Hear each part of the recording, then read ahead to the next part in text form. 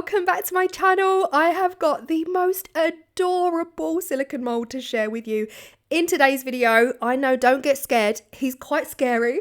This is the Ghost Tray mold from Moulds and Shapes. It is a chunky hunk of a mold.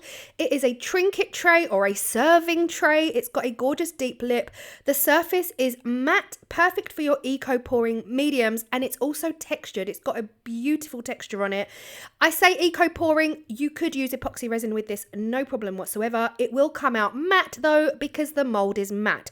If you want it shiny, just simply add another layer of resin inside and it will be fine.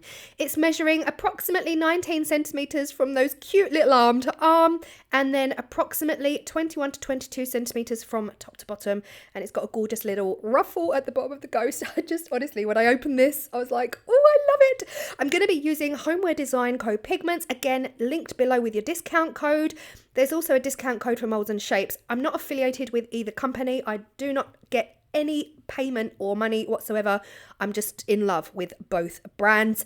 These are just a few examples of the colours you could use in the Homeware Design Co range. So many colours to choose from. It is crazy.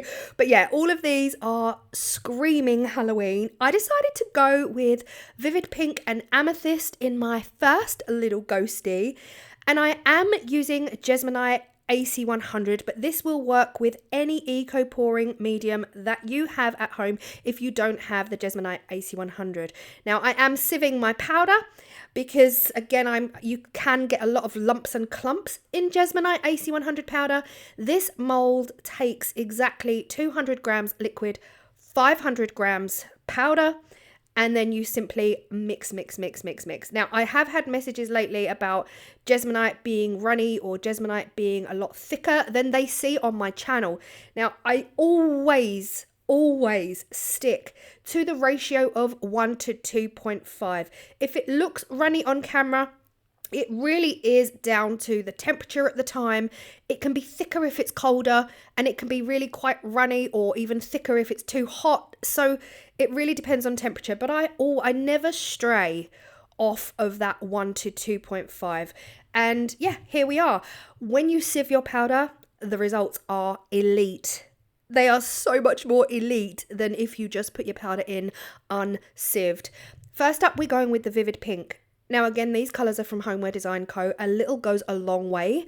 I did put quite a bit of the Vivid Pink in, and I'm giving that a complete and utter thorough mix until it is fully integrated because I want to marble this one. When it comes to marbling, the less you mix it, the better. So I've just put in, I'm kind of trying to do the maths here, 6 drops, 6 small drops, and I'm just moving it slightly around. You don't want to move it any more than that because we want that marbling to come through. If you mix it any more, it can get a bit muddy, and then you pour. I mean, it depends how you want your marble to go, but if I'm honest, there's no controlling Jesmonite AC100 marbling. You can pour it exactly the same way 10 times over and you'll get 10 completely different results. So for me, I'm just pouring it in and going all over the place and seeing what the results are. And look at that purple. I mean, it's so intense. We didn't mix it very much in. We're allowing it to do its thing. Now, for me personally, this is personal preference. When it comes to marbling with eco pouring mediums, for me, a Jesmonite AC100 holds the colour for me more than any other eco pouring medium. Again, personal preference. It holds the color as in the colors stay separate. They just don't blend or they don't get murky as much as I've experienced with other eco pouring mediums. Now, it was at this point I realized I've messed up because I did put this tray down onto this cardboard just so that I could shimmy and shake. We definitely want to shimmy and shake, but I realized then that the cardboard was really uneven and it was making the mold not lay flat. So don't do that. Don't be like me. I just had to weight it down with some of my pigment bottles. Now this is 30 minutes later. Time to demold to see our first little ghosty. Honestly, I'm so in love with this mold. It is just such an adorable mold.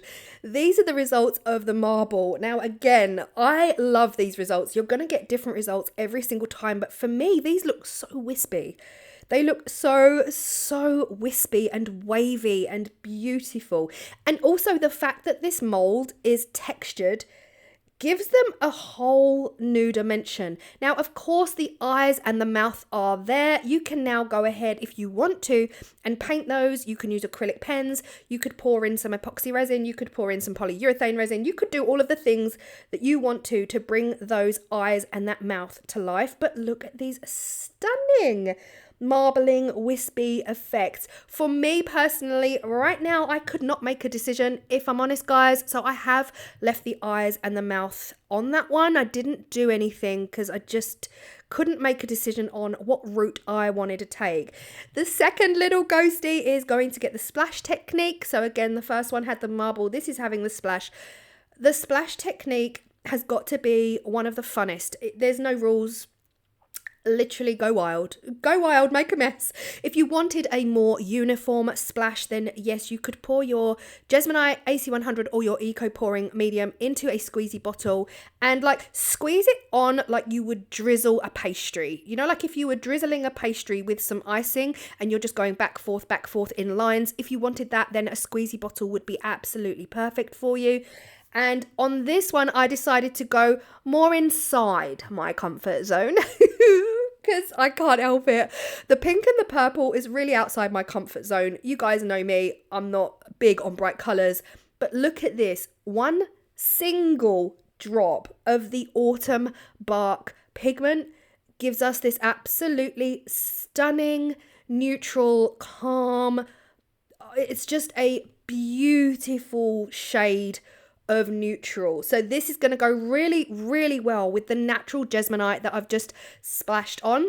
Now, I'm not waiting for the splashed Jesmonite to dry. You can if you want to. If you want real defined lines and defined splashes, wait for your first layer of Jesmonite splash to dry fully.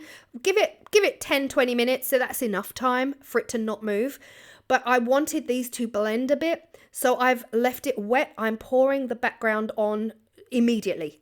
I'm not waiting. I want the wet splash and the background neutral color to blend a little bit together and soften the edges on the splash. I've done both ways, both work. And yeah, this time around, I've got it on a wooden board. So much easier. You can literally lift it up, slap it back down to the table, get as many air bubbles out as you possibly can, and then just give the mold as much, what's the word? Whack it. Whack it and bash it to get all of the air bubbles out from around the edge. Now, I do go in and around the edge on both anyway with a micro brush just to make sure that I've got no bubbles. The mold itself is quite chunky and the lip is chunky and it's almost rounded. It's not sharp 90-degree edges, like really sharp. So to me, honestly, it was easy to not get bubbles with this mold. It was just such an easy mold to use. But yeah, with this one, I'm literally going for it. You can see exactly how much work I put in to bashing these around to make sure there's no air. And again, 30 minutes later, it is time to demold. And I'll be honest, guys, if you know me, you know, like, this is right up my street. This for me is... Don't say boring. If you're thinking boring, don't. Compare it to the two. Like, I wanted to do a really bright, vibrant one and a really calm, neutral one without making it pure white, you know? You could make this pure white and, of course, that would be the epitome of a ghost. And then make the eyes and the mouth black. Equally, I don't want to colour the eyes and the mouth on this. I think the one on the right, you can really see the defined lines of the eyes and the mouth. This has really helped me decide that the one on the left definitely needs some definition. I need to do something with those eyes and that mouth. And the chances are I will probably pipe in some Jesmonite at some point. I'm just still umming and ahhing. Even vinyl, but the surface is textured so the vinyl might not stick. So yeah, let me know what you think. Of course, you could lay down some Jesmonite onto the mold first. On the eyes and the mouth of the mold, you could lay down a thin layer of Jesmonite, wait for that to fully cure, then pour your background, and the background would naturally just pick up the eyes and the mouth, and it would be integral to the piece. So how you do it is completely up to you, but I absolutely love this little mold. Such a cute one. And I'll be honest, guys, I could have gone on. I felt like I wanted to make 5 of these and just like call the video like 5 ghosts or something like that. But yeah, it's quite addictive when you find a mold that is just utterly beautiful, and it's hard to stop. But I figured I would stop at 2, show you the mold, share the mold with you, let you know that you can get your discount code down below, and show you a bright coloured one and a very calm neutral coloured one. But yeah, let me know your thoughts. I hope you love the mold as much as I do.